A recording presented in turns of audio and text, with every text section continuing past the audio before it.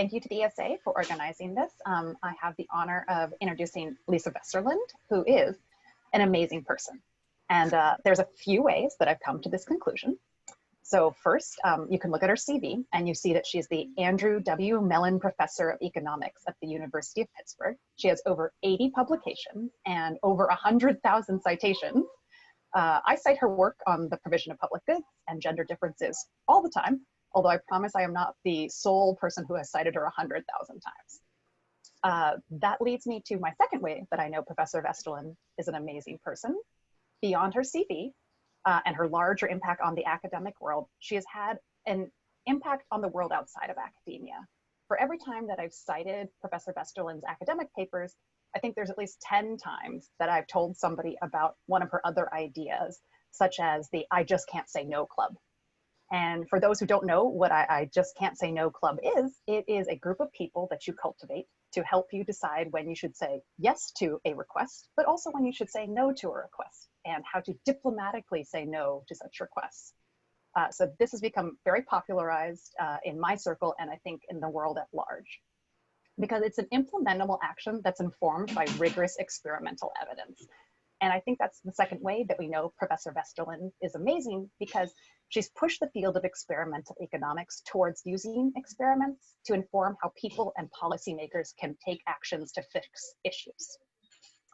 And that leads me to my last and third way that I know Professor Vesterlund is amazing, which isn't on her CV and it's not in the popular press either, but it's something that I know firsthand, and I bet you others in this room know it as well. She does an amazing job of mentoring people, junior scholars particularly, and women particularly. She does so by giving us tools like the I Just Can't Say No Club, but also through her interactions with us. For instance, I remember the first ESA meeting I ever went to, she pulled me aside and said something to the effect of, Laura, you know you can talk to me about anything if you're ever wondering about it.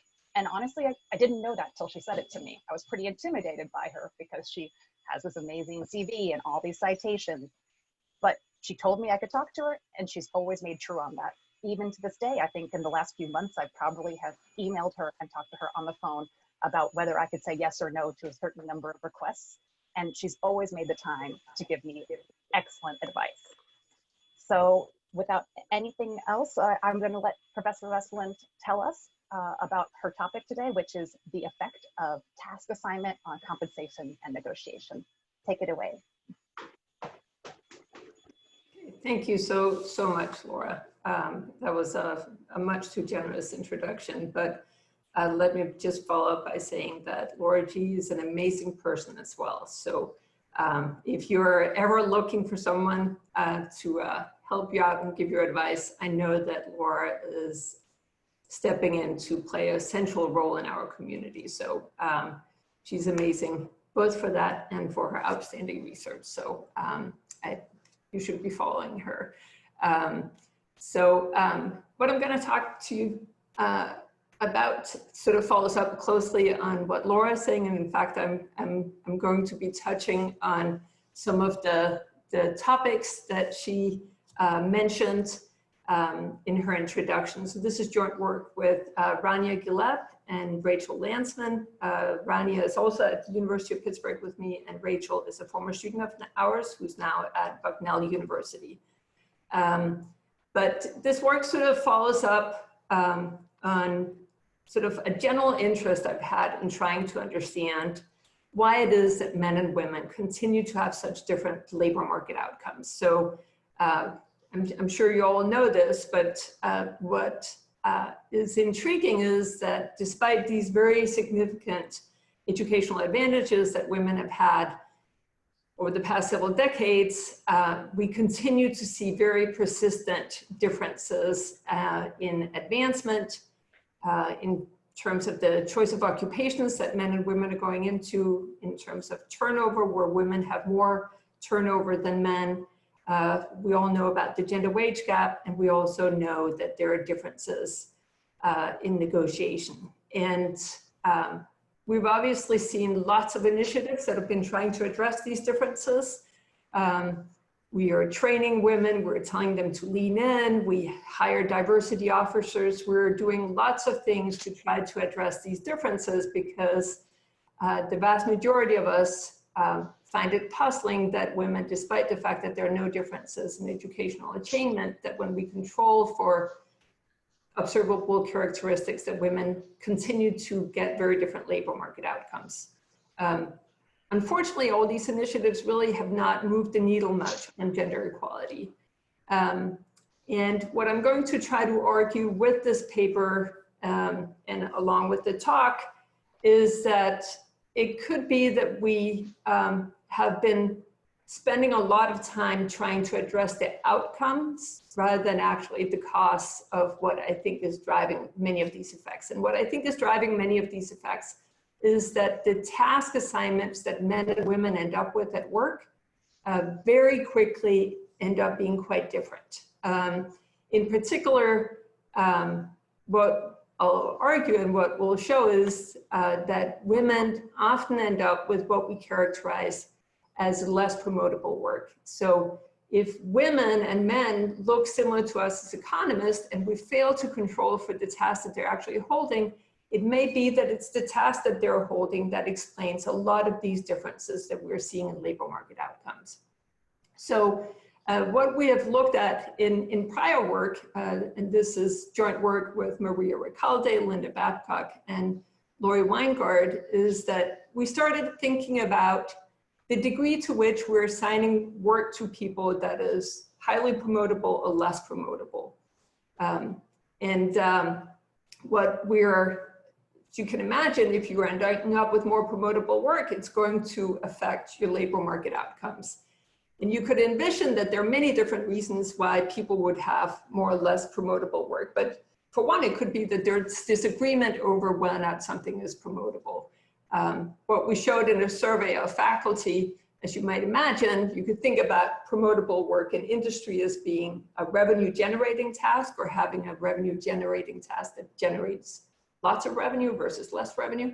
In academia, of course, the promotable task is research. And indeed, when you ask faculty, how should an assistant professor best spend 50 additional hours? Imagine that they suddenly got off from teaching in order to secure promotion. And it turns out that the vast majority of people agree that if somebody wants to get promoted, the promotable task is indeed to do research. So there's agreement over what leads to promotion. And what we're seeing across industries is a lot of evidence that women, both in academia and across industries, as I said, are holding less promotable work.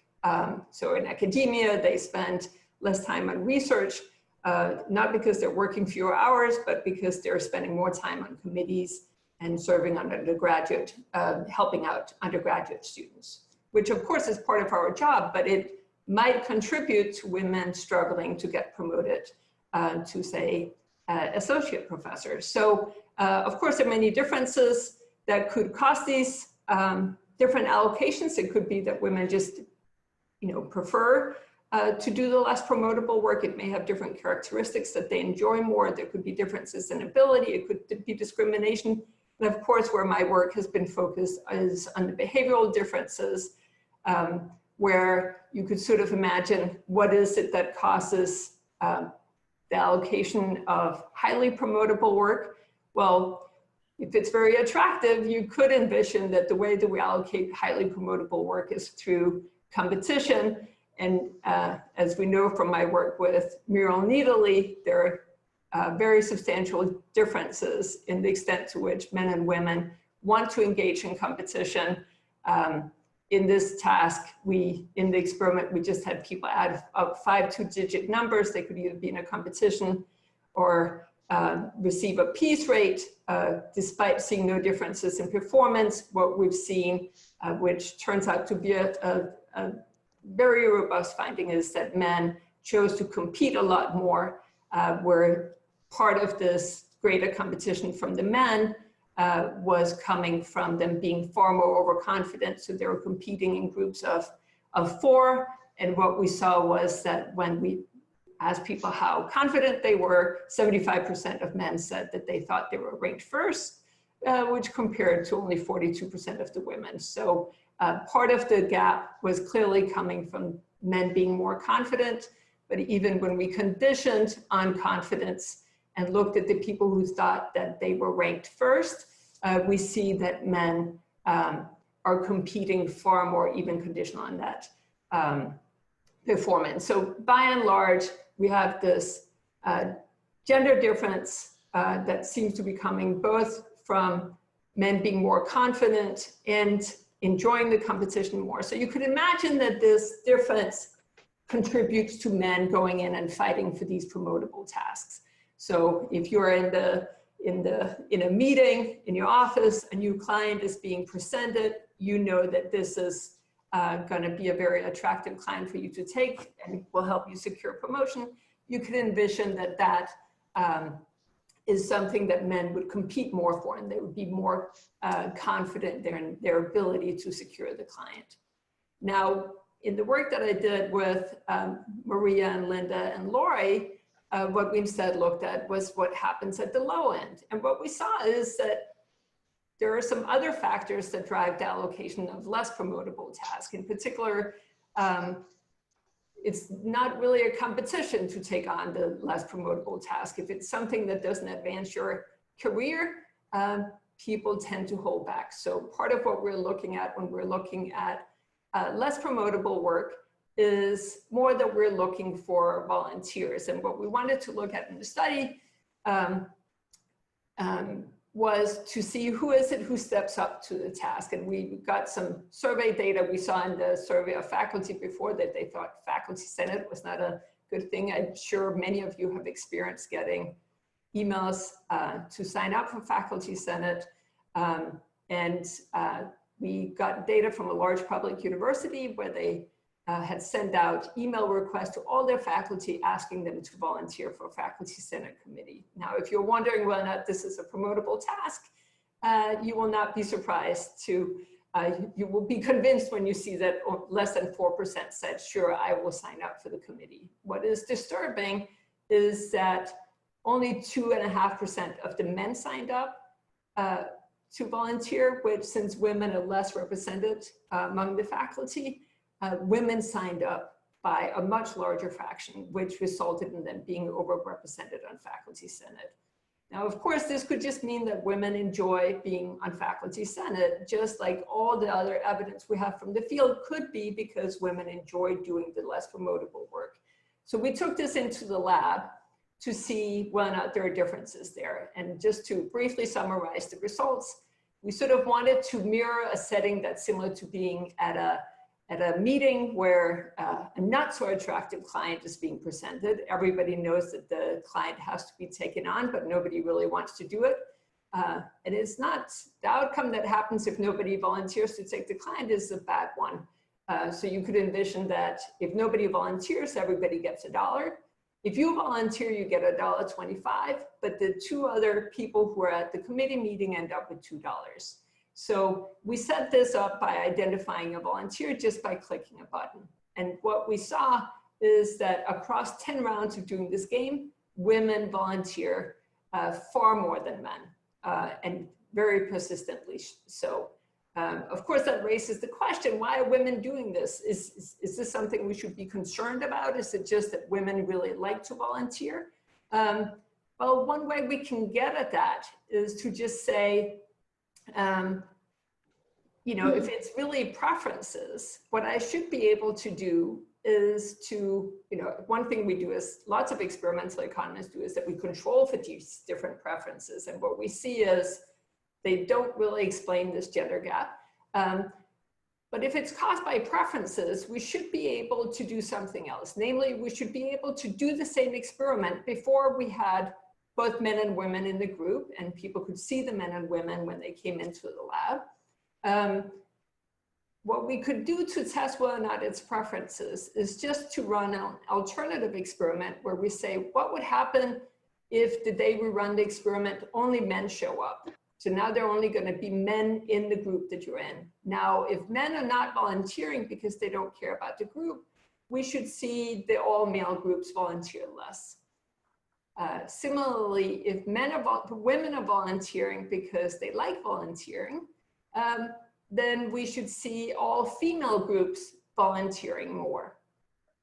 At the same time, you could envision another story that is not coming from preferences, but rather a story as an alternative to preferences that is coming from our expectation that women are going to step up to the plate. Now, if you imagine the mixed gender group, we're going to look around, we're going to say a volunteer is needed. We realize the women are in the group. The men are going to hold off on volunteering if they expect women to volunteer. Women, on the other hand, know that they're expected to volunteer, so know that the men won't volunteer, so they volunteer. Now, if instead I take the woman out of the equation, now I only have men. So if it's beliefs that's driving it, they should be volunteering at a similar rate to what we saw when the woman was in the room. And the same thing should hold for women. When the women see that there are other women in the room, they don't have to volunteer as much because they too can count on the women to volunteer. So what we see from these by comparing the results, both from mixed gender, single male and single female, is the following. So the overall investment rate, this is when I have mixed gender. Remember, if this is coming from preferences, we should see the all male session basically volunteering less. Instead, consistent with beliefs, we see that single females and single males volunteer by the exact same rate as they do in the mixed gender session. So this suggests to us that this is not coming from preferences, but rather is coming from this belief that women are going to step up to the plate. Now, of course, another way to check the belief is to say, what would happen if we weren't looking for a volunteer, but instead we had a manager in the room who doesn't get to volunteer, but just gets to ask someone to volunteer. So we're going to modify the experiment. So we just said, let's add a manager. The manager gets $1 if nobody volunteers in the group and $2 if he can get someone to volunteer. What we see in that setting, so now you're going to see pictures of the people in the room, and you get to, as a manager, click on the one that you want to have volunteer. The other people get to see who was asked to volunteer before the 2-minute investment round starts again. And of course, as you can imagine, people look differently. Some people you want to ask a lot, some people you don't want to ask so much. But what we can see is that despite this heterogeneity, looking over the number of times a particular individual is asked, there's some people who are asked, get as many as 16 requests over the strategy method approach. What is systematic is that the women are asked a lot more than the men. Of course, that we could say, is that a good idea? So that is certainly consistent with the notion that we expect women to step up to the plate more. And indeed, that is confirmed because when women are asked, despite the fact that they get asked more, they say yes 75% of the time, and men only say yes 50% of the time. So we see these very systematic differences with women volunteering more, being asked more, and saying yes more when they are being asked. You know, what is so lovely about the experimental community is, of course, that lots of people follow up on studies. And there are already 2 exciting studies that have followed up on this. One is by Basine and Eckel. Happily, and I shouldn't say happily because of course we always look whether or not results will replicate, but it's nice. And if they don't replicate, that teaches us something. I must admit that I'm happy to see that the similar results are found at Texas A&M. An intriguing thing that they do in their study is that they look at asymmetric cost, where some people have higher cost and some people have lower cost. And what they are finding is that women actually, the gender gap is largest among the people who have high cost. So the gender gap is still present, but it is in particular present for the people who have high cost, because even women for whom it is costly to volunteer will continue to volunteer. There's another study that is just in working paper form. I believe the same is the case for Basine and Eckel by Banerjee and Mustafi, one of who is a new student at the University of Pittsburgh. So this is very exciting. They replicate the result in northern India And what they try to look at is how we can sort of remedy the effect. And what they very intriguingly find is that if you introduce positive recognition, which sort of introduces a bit of competition for getting the positive recognition, so tapping into the competitive side for the men, that reduces the difference. On the other hand, if you just blame people for not volunteering, it turns out that has essentially no effect on the men, but the women will volunteer again. So sort of similar to Catherine's result, where women take it on sort of a more responsive in this setting, or less responsive actually, so they continue to volunteer. So those are two follow-up studies. Both of these studies, as I said, both on the competitive side and on volunteering, we see sort of behavioral factors that can pull to women taking on less promotable work. And what we're gonna think about today is, what do these differences in task allocation imply in terms of our labor market outcomes? So imagine if we have this fundamental problem, not in terms of just, do you go in to knock on the door to get a promotion, but rather the work that we do every single day is just a little bit different, with women consistently holding a larger part of their portfolio that either brings in less revenue, is more focused on the organization tasks that are less promotable. Now, of course, we call it less promotable work. It's not so hard to imagine that if you're not handling the big revenue client, you're going to be less likely to secure advancement. It's also not hard to imagine that this could influence your choice of occupation. You know, one of the things that we keep being concerned about is women not stepping into male-dominated fields. What we saw in our study is that if women step into male-dominated fields, they're likely to be taking on even more of the less promotable work. You could also imagine it impacting turnover, in the sense that if I'm doing a lot of non-promotable work, my work is not going to be as satisfying as I had hoped it to be. Now, what we're going to focus on in the study with Rania and Rachel is, what can we figure out about these task allocations in terms of impact and compensation and negotiation? So that's what we're looking at in this paper. So let's just talk a little bit about what it is that we talk about when we talk about the gender gap in compensation. There's a beautiful paper by Blau and Kahn in the Journal of Economic Literature in 2017, where they look at what has happened to the gender wage gap.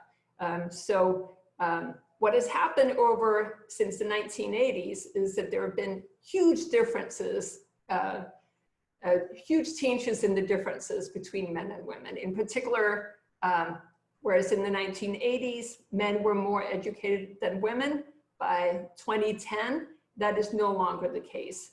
Whereas in 1980, the work experience for a man was approximately 7 years more than a woman. By 2010, in the US, we're looking at about a year. So there are very large underlying differences in the labor market that is happening. And if you look at the blue line, which is sort of the unadjusted wage gap, we go from women earning 60 cents to the dollar relative to a man, and it going up to about 80 cents to the dollar by 2010, which of course is coming through a lot of these structural changes. And as you can see, if I just control for sort of the human capital side of it, which is work experience and education, the gap is indeed smaller, but the difference between the sort of the unadjusted and adjusted for human capital wage gap is decreasing. So that's exactly because we're seeing women becoming more like men in terms of human capital. So that certainly contributes to the gap. Another part that contributes to the gap is occupational choice and occupational code. Where are you in your organization? Once we control for that, we can see that the actual wage gap, when we've adjusted under this full specification is, about 9%, but the 9% has been very stable. Nothing has been happening over that time. Now, of course, there's quite a bit of discussion on whether or not we're trying to explain the 9% or if there are sort of underlying differences that causes the choices in occupation segregation, so that in fact we should be looking at the 20%. But whichever gap it is you're interested in looking at, the point is that it's, while there have been sort of large changes in the unadjusted gap for the past many years, the gap has been stable in terms of what we are failing to explain, which suggests that there is something fundamental we have not addressed yet. And indeed, this is the gap seen for everyone. If I look at the top end of the payment distribution, the gap is much, much larger. We see a smaller decrease and slower decline in the gender wage gap, and the unexplained part is much larger. So that's the compensation gap that we continue to see. And the question is whether or not these underlying task differences in task allocations can be contributing to that. Similarly, you could imagine if you have different tasks, it could impact your ability to negotiate. And indeed, there is a very large literature that points to men and women having different abilities to negotiate in the labor market. Of course, the classic study by Babcock and Lashevier that shows that women are less likely to negotiate their first wage. So on the extensive margin, women seem to be more reluctant to go into a negotiation, and it can have very large impacts for future earnings. On the intensive margin, that is how good you are at negotiating when you have to negotiate, there is more mixed evidence. It really depends on the circumstances, as you can imagine. There are some times that women are really good at negotiating and other times where they're not so good. The cases where they're not so good is when they're negotiating on behalf of themselves, and where it's more ambiguous what you can secure through the negotiation, and where it's more competitive. And indeed, those are exactly the characteristics of the labor market. So there's quite a bit of evidence that point to women not faring so well in negotiations. And the question is, where is this coming from? Could it be tied together with these underlying differences in task allocations? So indeed, Grieg finds in her study that women are less likely to ask, and when they do, they're less successful. Librand and List show that they select, men are more willing to select jobs where it's ambiguous whether or not you can negotiate. So there's quite a bit of literature that points to these differences. And what we're going to try to address in our study is whether or not this could be coming.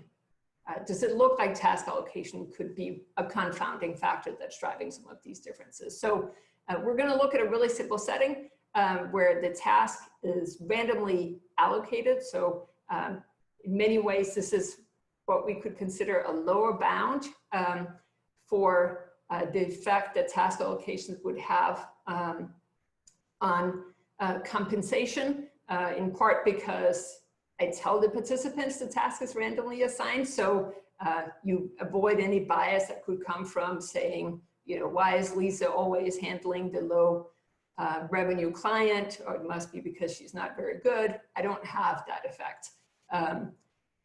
Similarly, we're eliminating any effect that could come on compensation in terms of the horizontal segregation. That's going to be a boundary. And of course, we don't have the whole vertical segregation and advancement aspect that's coming. So we're just going to look at what happens when I randomly give you a task. How does that influence compensation?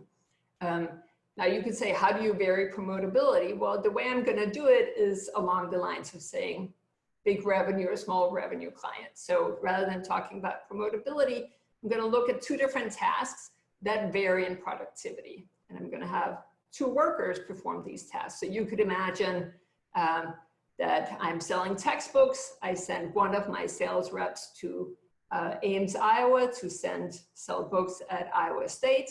I have to send another rep to Cambridge, where there are lots of universities I could be selling to. So I have these two reps.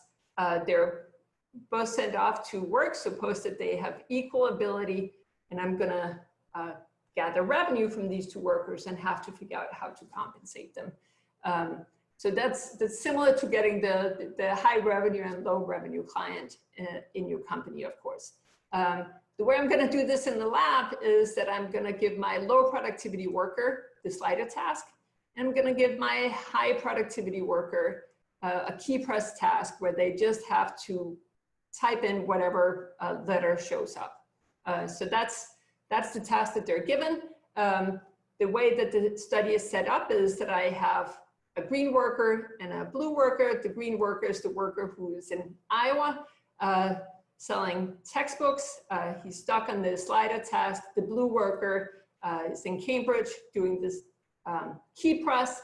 They both produce a revenue that goes to the manager, and the manager gets to see the outcome and gets to decide how he wants to distribute a fixed pie between the two workers. Okay, so just to give a quick rundown, these triads are together for 5 rounds. So there's one manager, one green worker, one blue worker. Each round, the workers have to work for 2 minutes. That produces this joint earnings. For every joint earning that is produced, there is a surplus generated of 5 cents for each task that is solved, whether it's on the slider or on the key press. And the manager has to decide how to distribute this joint earning between the two workers. The manager also benefits from there being a large output, so he gets 2.5 cents for every unit they produce. So the manager wants to keep his workers productive and has as a task that he should distribute payments between the person who's selling books in Cambridge versus at Iowa State. Okay, so here's what the screen looks like for the manager. He gets simple characteristics of his workers. He sees how much the green worker has produced. In this case, the green worker produced 22 sliders. He sees how much the blue worker has produced. In this case, the blue worker produced 82 letter pairs, and has to decide how to distribute by moving the slider between the two workers. Okay, so we look at 2 different cases. First, just to look at simple compensation, what happens when there's no negotiation and the manager just sets the wage, and what happens when I introduce a negotiation where the worker has to pay 5 cents to enter into a free-form negotiation with the manager, and after which the manager again sets the wage. Okay, if people have questions, they should ask questions, but otherwise I'll try to finish early so that we can take questions at the end. Okay, but Laura's going to help you get in if it happens. I'm counting on her. Okay, so let's look what happens in terms of compensation. As I said before, I have these 2 workers stuck in doing these tasks. What happens in terms of their compensation is first, we see that, as I said before, the slider worker is far less productive than the typing worker. So it's about 3 times more productive to be on the typing task. So this is the performance. What we see in terms of compensation is that the gap narrows substantially. So the slider worker is getting part of the revenue that the typing worker is generating. And if we just look at the raw differences, we see about 25% gap in compensation. So what that would mean is that if we send all the female workers to the slider task and all the male workers to the typing task, we would find 25% gap in compensation for the female workers. Okay, and of course, we can wonder why this is happening. What we're seeing overall is each round, the person on the slider task makes about 83 cents less than the person who's on the typing task. But the difference in compensation is coming entirely from the differences in output. So it's not as if I mistreat the slider task worker when I'm just a manager who gets to decide how I want to compensate people. Okay, so the 25% gap in compensation is just as a result of the task that they're given. Okay, now the question is what happens in terms of negotiation. So we can see that the task allocation influences the pay that you're going to get. The next question is, does it also affect your ability to improve pay through negotiation? So the way that we did the negotiation, as I mentioned before, is that the worker decides whether or not he or she wants to negotiate. They have to pay 5 cents, and by doing so, they enter a 3-minute chat window with the manager. The chat ends after the 3 minutes, or if the worker accepts the chat, and then after that, the manager sets the wage. Okay. The performance is by and large the same, except the performance, if anything, it's slightly lower under the negotiation than it was when we did not have negotiation. Okay.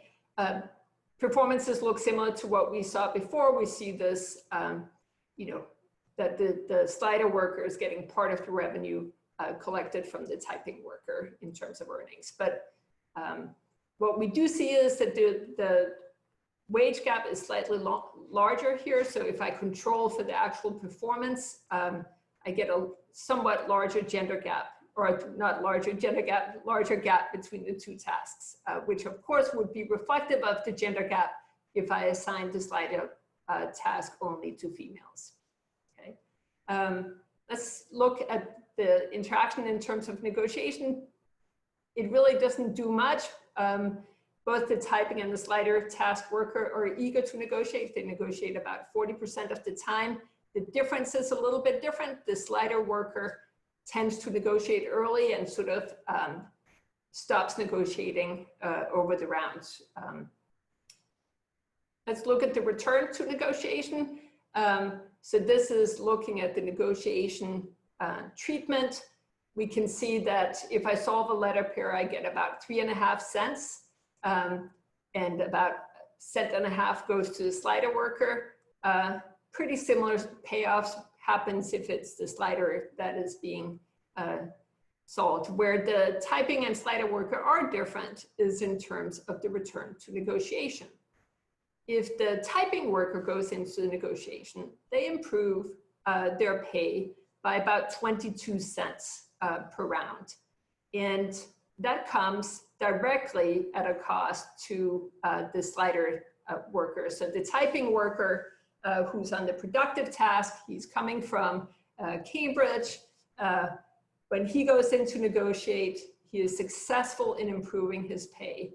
And that success comes directly, of course, at reducing the pay to the slider worker. So the pay gap that we saw before is between the slider and typing worker is increased once we introduce negotiation.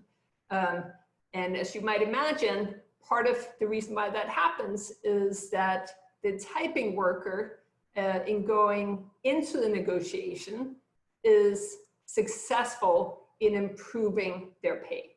So if you're assigned the very productive task and you go in to negotiate, it increases your compensation. By contrast, the worker who is stuck on the less productive task, even though they negotiate just as much as the more productive worker, there are no gains to negotiation for them. So once again, we see this negotiation treatment really putting the more productive, giving the more productive worker a greater advantage in the sense that they succeed in the negotiation and it comes at a direct cost to the person who was randomly assigned the less productive task. Okay, so what does this mean? It obviously increases the pay gap between the two. Now we could ask why is there such a difference? Why is it that the key press worker is why do they differ in their returns from negotiation? As you can imagine, they have very different things to say to the manager. If you are on the very productive task, you are probably going to communicate different things to the manager than if you're on the less productive task. So in order to get at that and see how much of a role the different types of communication is playing, we had people sort of try to gauge the chat. But just to give you a sense of the things that they might be saying that is different, we asked them survey questions to say, to sort of assess how difficult the task was. So we asked them both to say, how many letter pairs do you think would correspond to solving 15 sliders?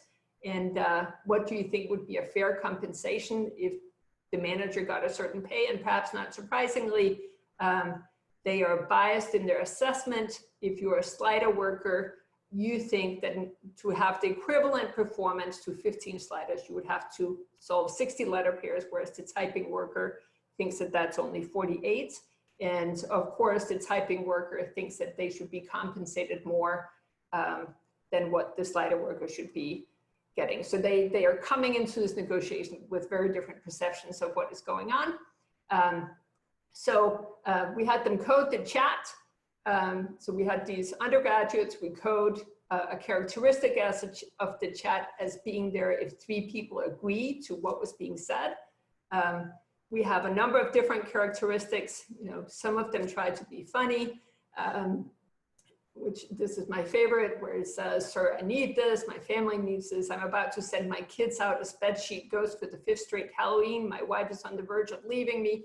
Through all of this, I still come in, put my head down, get my work done. Am I a blue worker? No, but I think I'm one of the best green workers we have here. So they're clearly getting into this. So that's one negotiation tactic. There are other sort of more solemn arguments where it says, when it comes to the payment distribution, I believe you should take into account that my task is much more difficult than the blue worker. So I'm stuck in Ames, please help me out.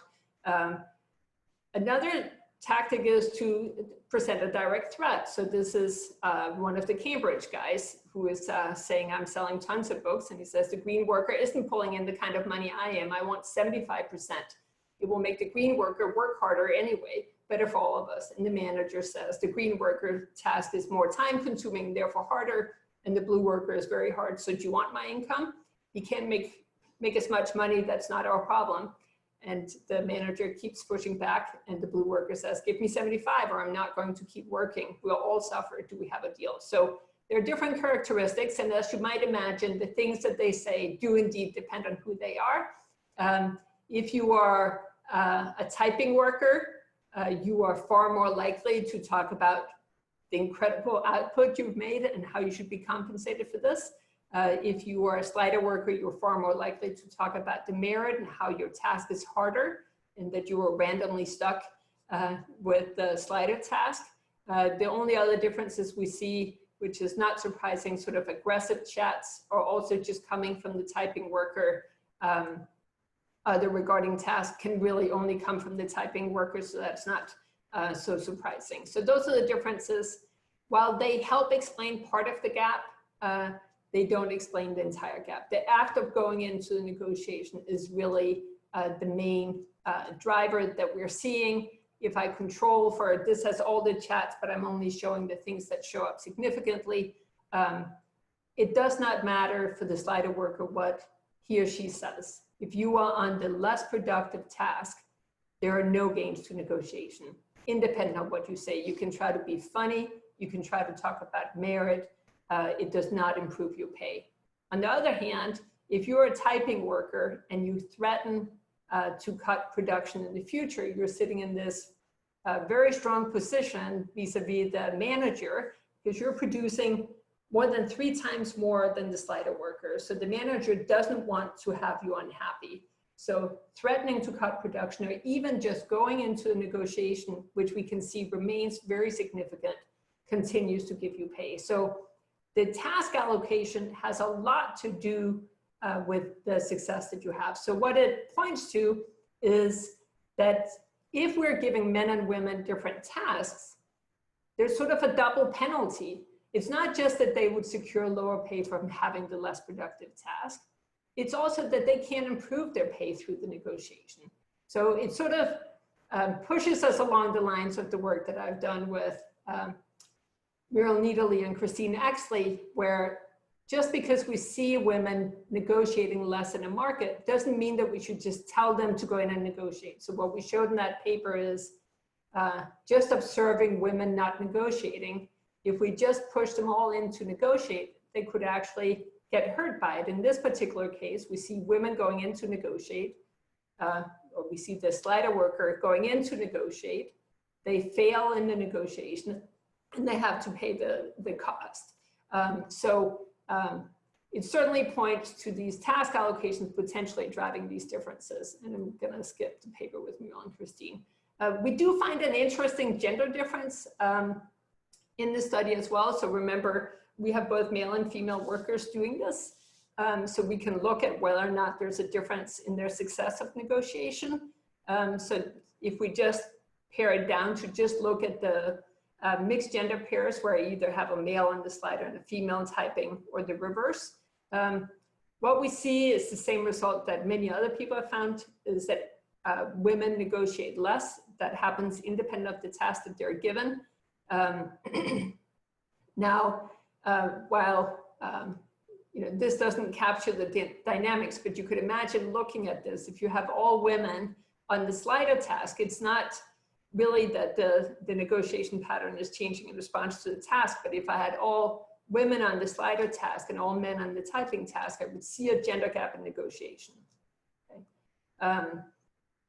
Now, what happens in terms of the return to negotiating if you're male or female? What we can see is that while there is still this gain from going into the negotiation, that only happens for men. So only men are successful in improving their pay through negotiation. And part of that is coming through from them having different forms of chatting, but that only explains part of the difference. So let me try to wrap up, because I really want to talk a little bit about what this implies. What we're seeing is that these task allocations both influence the compensation that people are given, and it influences your ability to improve your pay through negotiation. So it sort of suggests this double penalty for women if they are assigned to the less productive task.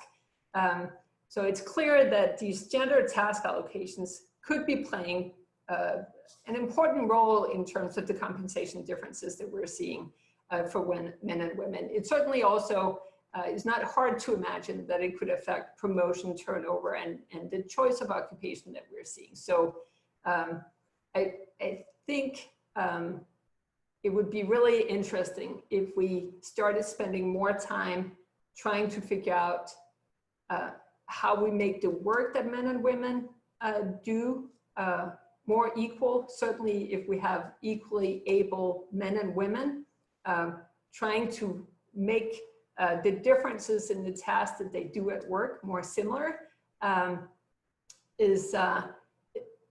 can potentially get at some of these differences in labor market outcomes that we've not been able to get at before. And I think there are some super, what's intriguing about this is that it is not just in the interest of the females to fix these task allocations. It should also be in the interest of the organization, because the problem with having these different task allocations is that they're never going to be able to identify the true talent of the employees that they have. So if I have a bunch of male and female workers coming in right out of business school and I give them different tasks, I'm not going to see the actual talent for the females. So it's in the interest of the organization to address this. And the fixes are super easy. One easy fix is just to, rather than asking for volunteers, have them take turns, do random assignment. I've been arguing for this for many years at my own institution.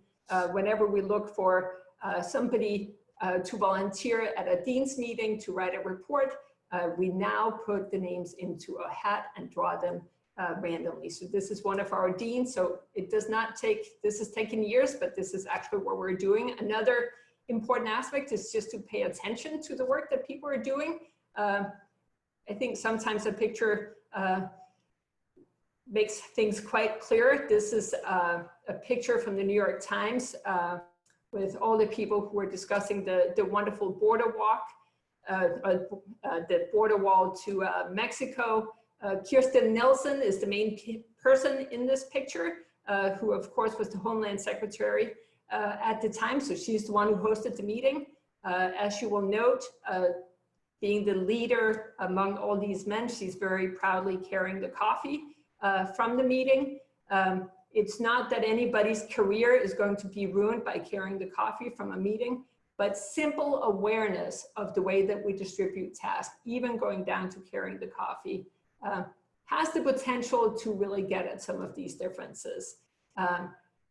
As we're working to get our institutions to address some of these differences, which is really where this should be coming from, as now I will finish off at exactly the same point that Laura started, a good place to start for those who are struggling to take on too much, with the burdens of taking on too much non-promotable work, is to start a no club. This is my no club. It has been going on for 10 years. And if you want to know more about how to address these issues, we are very busy right now writing a book about the no club and the challenges that non-promotable work introduces into the labor market. So this is with Linda Babcock, Brenda Paisa, and Lori Weingard. And it's coming out with Simon & Schuster. So if you're looking for inspiration, start with the No Club, and there is going to be a lot more coming from us next year. So thank you so much. I hope we still have time for a few questions. Thank you so much. And I will actually, there were some questions that came up in the chat, Lisa. So first one was from Tim Flannery. Tim, if you want to just unmute yourself, you can ask the question yourself. Hi, can you hear me? Yeah, I can hear you. Okay. In the 3-person volunteer study, is there a difference between male and female managers in terms of who they asked to volunteer? There's no difference. They asked the females, that's a very good question. They're asked at the exact same rate. Male and female managers ask at the exact same rate. Okay, thank you. And then we also had one, Rachel Landsman, your wonderful co-author, was fielding some of the questions along the way. I think she addressed Joanna Molstrom's question. So I'm gonna move on to Muli Morak. If you wanna unmute yourself, you could ask your question. Muli's there. Hi, can you hear me? Just barely. Can you speak up a little bit? Sorry. Hello? Yeah, I can hear you. Oh, so my question is also in lines to the earlier question, but my question was more related to how, if the managers, how does the gender of the manager or recruiter influence the type of settlement that they agree on? Like, how good is it for the recruiter? Does that depend on the gender of the recruiter? So I guess you're talking about the, I'm not sure which study the question is in reference to. Is it in reference to the negotiation study? I really cannot hear you. Can you talk into the microphone? Yeah, yes, actually, I think this is a more general question as to whether it depends on the position of the power. Like if the gender of the person who is in the position of power influences the outcome of the negotiation. Yeah, we don't have anything about that. Okay, thank you. Those were all the questions that we had in the chat. So if anyone else wants to, you know, pipe in, feel free.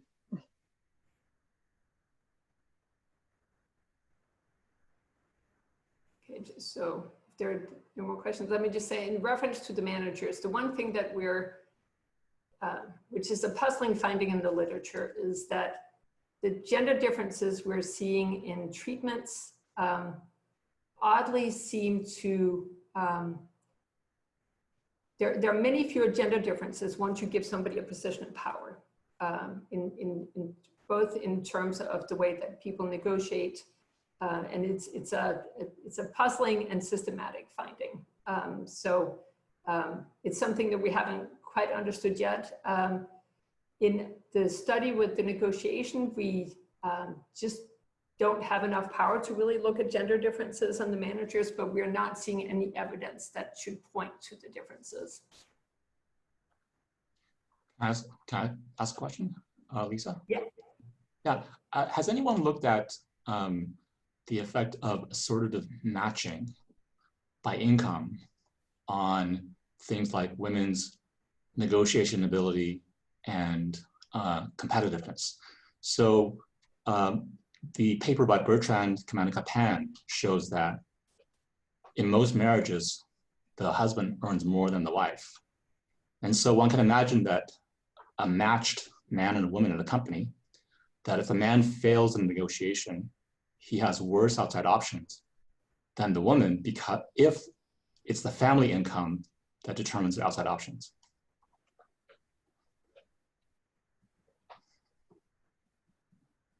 Okay, so you have to, so if women have better outside options. Because they're married to a richer man. So if you think about a Nash bargaining solution, is that what you have in mind? So if I'm doing a Nash bargaining solution, and if one person has better outside option. Well, I wasn't thinking of it so formally. I used the term just to, I just clarified the idea that it may matter to the man, may matter more to the man to get a promotion than it does to the woman, because the man is married to a poorer woman while the woman is married to a richer man than her. And I wonder if that could influence, that is a sort of matching could influence a lot of the results that have been found. For example, that women seem to be less competitive than men. Well, so admittedly, the domain in which we've looked at gender differences in competition, certainly in college. So I don't know if a study, the short answer is I don't know if a study that has looked at the sort of matching. Certainly we're not seeing much of a gender difference in competitiveness, you know, among college students who are not in a position where they can just lean back and enjoy the cushy salary of their spouses. We are seeing women not competing as much as men. And in fact, it shows up even for little kids, right? So, you know, if the gender gap in competition is coming from the cushy spouse payoff, the very young kids have very good predictions of the marriage market. Okay, thank you so much. That actually brings us pretty much to the end of timing for this session. So thank you again to Lisa for her great talk. Okay, thanks for having me. Thank you.